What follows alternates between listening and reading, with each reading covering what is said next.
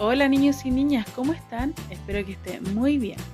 Hoy les traigo una nueva experiencia de aprendizaje, la experiencia número 8 del cuadernillo número 2, ¿ya? Hoy vamos a jugar a imitar sonido de diferentes animales.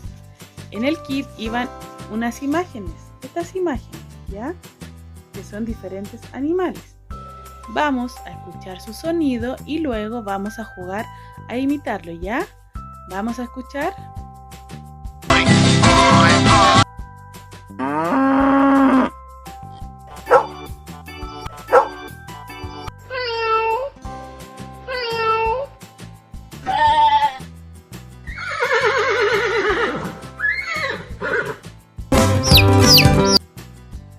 Acá en mi mano tengo la imagen de una vaca.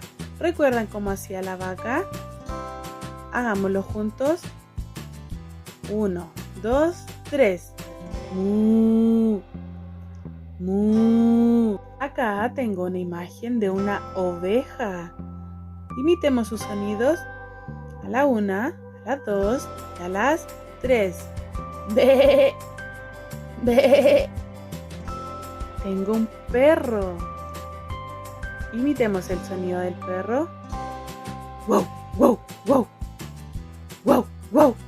Así ladraba el perro. Miren, acá tengo un lindo gatito. Vamos a imitar su sonido.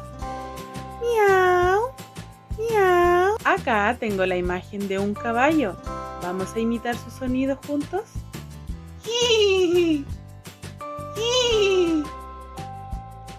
Acá tengo la imagen del cerdo. Vamos a imitar su sonido. Oin, oin. Ya niños y niñas, esa fue la experiencia de hoy. Espero que les haya gustado y la puedan disfrutar junto a su familia.